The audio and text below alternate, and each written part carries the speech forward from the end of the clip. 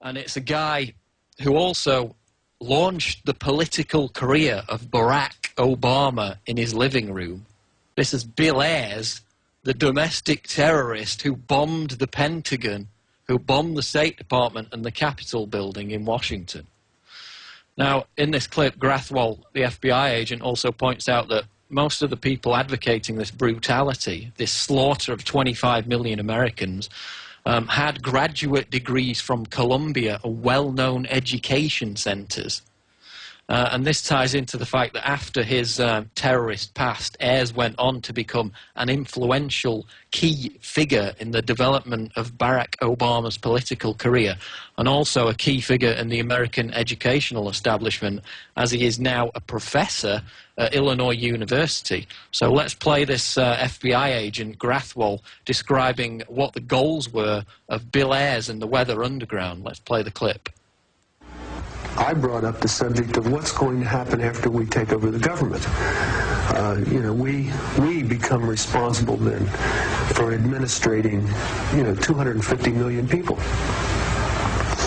And there was no answers. No one had given any thought to economics. How are you going to clothe and feed these people?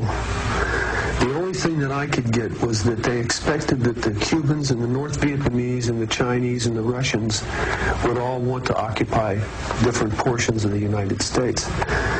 They also believed that their immediate responsibility would be to protect against what they called the counter-revolution. And they felt that this counter-revolution could best be guarded against by creating and establishing re-education centers in the Southwest, where we would take all the people who needed to be re-educated into the new way of thinking and teach them how things were going to be. I asked, well, what is going to happen to those people that we can't re-educate, that are die-hard capitalists? And the reply was that they'd have to be eliminated. And when I pursued this further, they estimated that they would have to eliminate 25 million people in these re-education centers. And when I say eliminate, I mean kill. 25 million people. I want you to imagine sitting in a room with 25 people, most of which have graduate degrees from Columbia and other well-known educational centers, and hear them figuring out the logistics for the elimination of 25 million people. And they were dead serious. So that's Larry Grathwohl, former FBI agent, who was tasked to infiltrate Bill Ayers' Weather Underground organization, saying that if the communist revolution was to be successful, that they would allow Soviet and Russian troops to steam in, and any Americans who tried to resist this new tyranny would be taken to, quote, re-education centers, and if they further resisted to convert to the communist revolution, they would be, quote, eliminated. Now, this is coming from a guy, Bill Ayers, who bombed the Pentagon and the State Department and Capitol Hill building, who Chris Matthews threw softball questions at and found common ground with. He's a domestic terrorist, and yet Matthews, in this new hit piece coming up on Wednesday, says that it's the grassroots American people who are the real violent threat. Now, the most disturbing aspect of what you just heard from Grathwohl was not the likelihood that the Weather Underground could have achieved this communist revolution, which was obviously never going to be successful. It's the fact that the man who expressed these intentions to eliminate 25 million Americans who would resist this takeover went on to become an influential elitist within American educational circles, and also came to the aid and directly influenced and launched, indeed, Barack Obama's political career from his own living room. Now, while Matthews savages anti-big government activists as representing this dangerous threat, he portrays Ayers as, this reasonable, progressive and reformed individual. You can go on YouTube and search for Bill Ayers, Chris Matthews, and we're not going to play it because it's a 20-minute interview, but compare that interview of Ayers with the interview, for example, that Chris Matthews conducted with Oath Keeper and Tea Party activist Sheriff Richard Mack, who's never bombed anything and has vehemently shunned violence of any kind. So contrast Matthews' kid-glove treatment of Ayers, the domestic terrorist, with Richard Mack, who is one of the people he's trying to smear as this dangerous radical. The hypocrisy knows no bounds, and we'll continue with this after the break. This is The Alex Jones Show. I'm sitting in for Alex. It's Paul Joseph Watson. We'll be taking your calls after the bottom of the hour. The number is 888-201-2244. That's 888-201-2244. So get lined up on the boards, and we'll discuss what we've been covering before the break, which is the fact that MSNBC are readying this huge hit piece, The Rise of the New Right, against grassroots American political activists, while Chris Matthews himself and MSNBC are throwing softball questions to and finding common ground with real domestic terrorists like the former Weather Underground leader Bill Ayers, who, as we played from the FBI agent before the break, planned to allow the invasion of America by these Soviet and Chinese troops, and the setup of vast gulags whereby Americans who disagreed with this would be, quote, re-educated or if not killed. Now, this is the ultimate example of a domestic terrorist and extremist, and yet he's being given cover, and Chris Matthews is running defense for him while smearing us as the real violent radicals. It's the height of hypocrisy, and it just exposes their agenda-driven bias for what it is.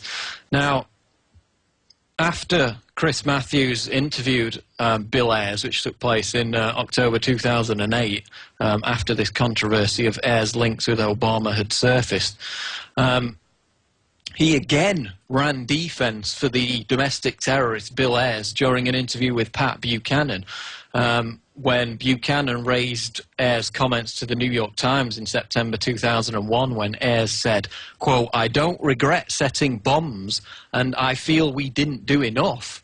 And then if he was asked if he'd do it all again, and Ayers responded, quote, "I don't want to discount the possibility."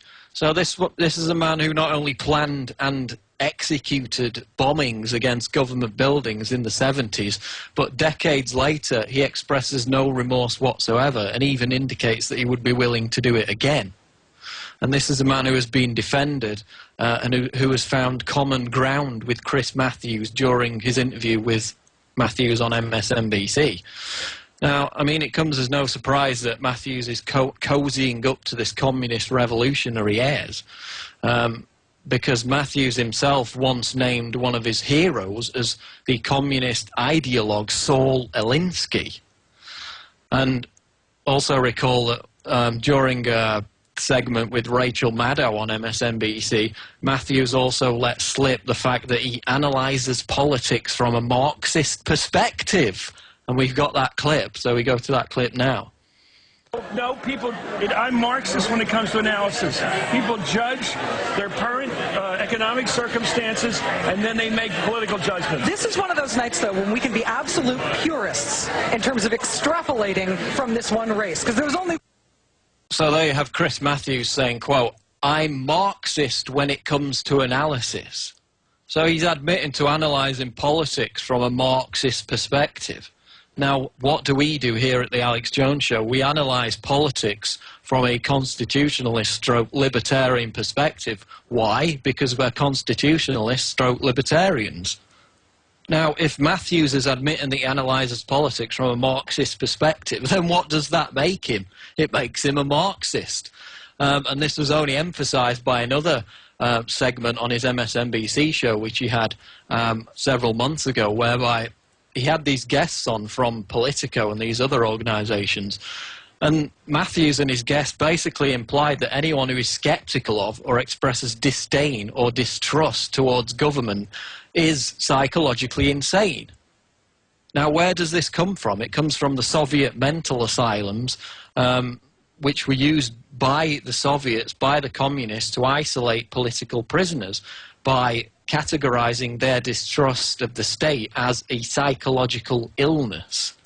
And it's similar to what happens today in North Korea with Kim Jong-il, where 200 million people are held in gulags because they've expressed distrust of the government, even to just a mild extent. So this is what Matthews was advocating during this debate, where he said that people who distrust government are psychologically insane. Is it any wonder that this is a guy who's defended somebody who once called for giant communist re-education camps in America? And as I said before, the notion that Ayers is merely this reasonable, rational individual is completely contradicted by the fact that he still advocates these kind of methods, and he's unrepentant for his bombings against government buildings. Now we'll continue to explore Ayers' ties to Obama himself after the break. This is the Alex Jones Show. Load up the board with your calls. We'll be getting to you after the bottom of the hour. Stay tuned.